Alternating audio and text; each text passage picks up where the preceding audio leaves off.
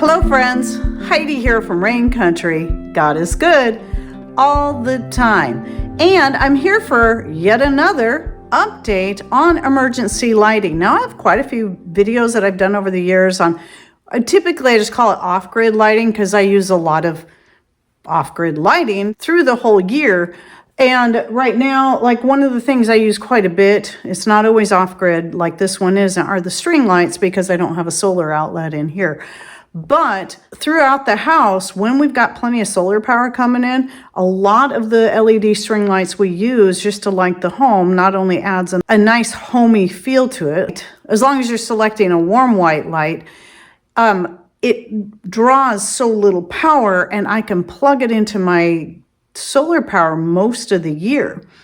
But we are not 100% off grid or 100% solar dependent because where we live, it's very difficult to be 100% dependent on solar power with so little solar collection, especially during the winter when days are short and we have cloud cover most of the time. And a lot of times it can be pretty heavy cloud cover. So we do still use public power, but then try to conserve our solar power for power outages. This is what I like about power outages. We get a lot of them here.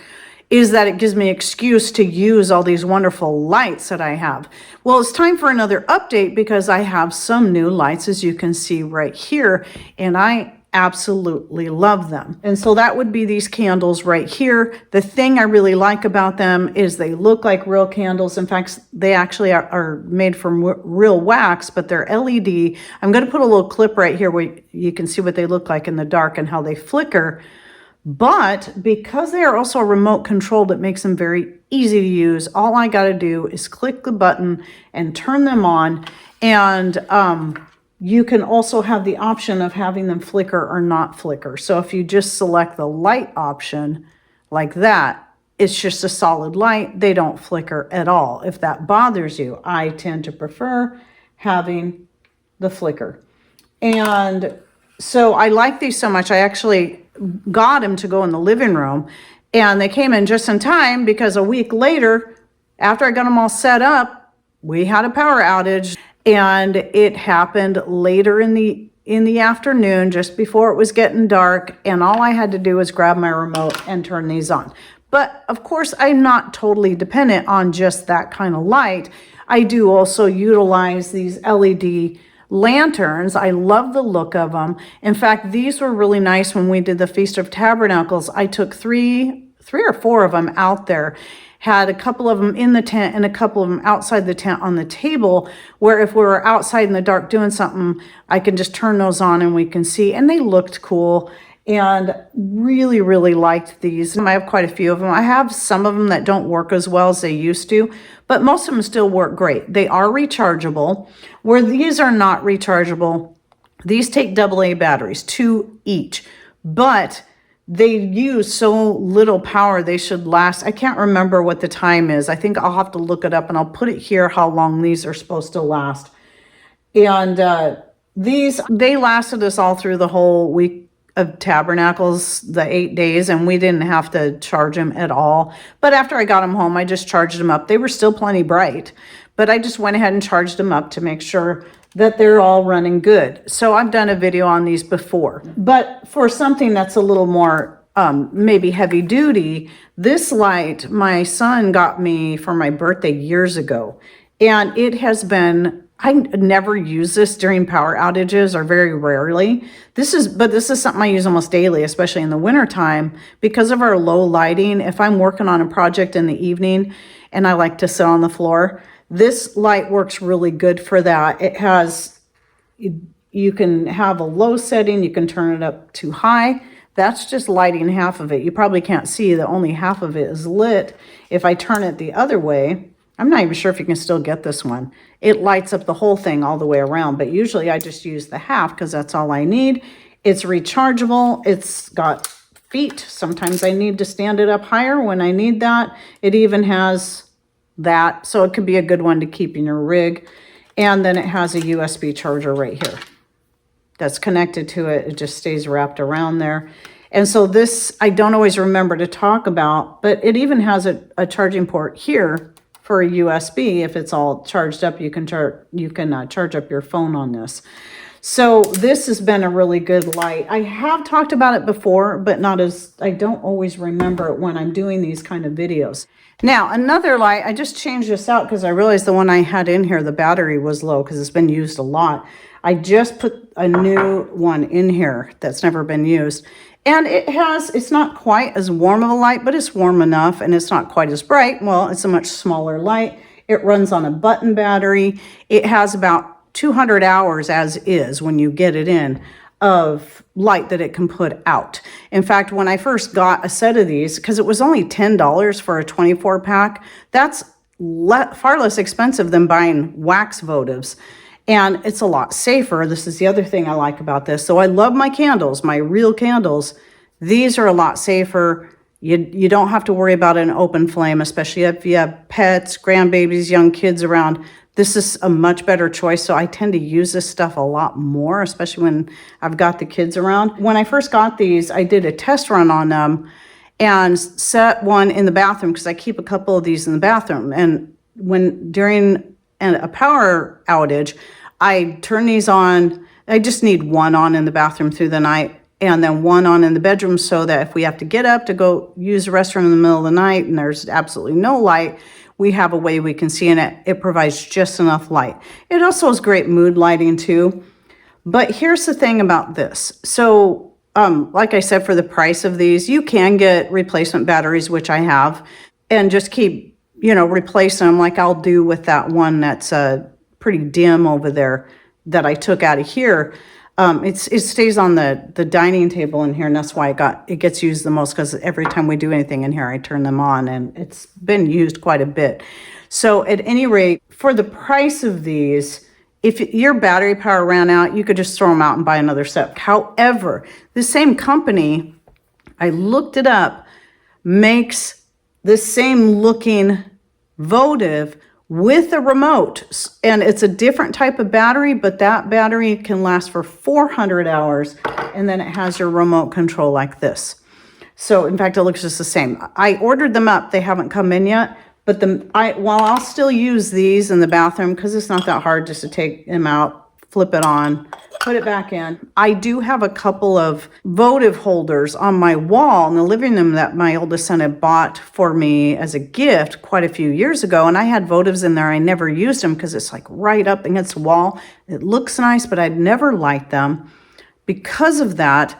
And it's like, man, I'd really like to use these. Well, one of the reasons I bought these LED ones is so I could safely use those during power outages or whenever I just want it to look nice. And here's what they look like, all lit up in there in the living room. And I do love them, and I did light them up in the power outage, but the one that's higher up, the one on the left, I have to stand on the arm of the couch. I'm a short person. I'm only 5 foot tall. And I can still barely reach that to be able to pull the light out and then turn it on and put it back in and then have to pull it out and turn it off. And so I think there's 4 on each of those. So there's 8 of those little things. And you got to do that with each one. And I'm like, man, I like these so much. I should see if I can find little votives that are remote controlled. So all I have to do is point the remote at it and click it and turn it on. So I did. Same company. They are a little bit more expensive because I think it's $15 for a 12 pack, but you can buy a 24 pack for like 23, which is what I did because I'm like, wow, that's a much better deal. So you're paying more than twice as much to have the remote, but you're getting twice the battery length on them and the ease of the power goes out. Oh, click, click. Now you have instant light. And so, yes, and like I said, I still will use some candles in certain places, but I do still have oil lanterns that I use. So we have the ones that I didn't bring them all in here because it would be a pain to gather them all up, but I have lots of pictures.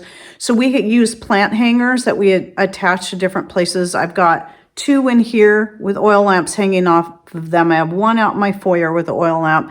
And then I've got 3 in the living room with oil lamps. And we do light those up during power outages. So I have this kind of lighting. I have my oil lamps. And then I have the regular like hearth oil lamps. I have 2 of those right above the fireplace. But I also have a couple of votives in there now, like this, that I'll also be replacing with the battery operated ones, since it's all in the living room. All I gotta do is point and click. I don't have to remove them and turn them on. And so I'm really looking forward to getting those in. I'll probably do an update.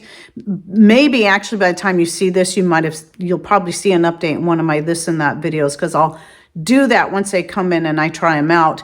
So you'll probably will have already heard of them. But anyway, what I'm going to do is I'm going to link to these and to the votives. If you'd rather just do $10, you don't care flipping each one on manually, I'll link to those, and I'll also link to the remote operated ones.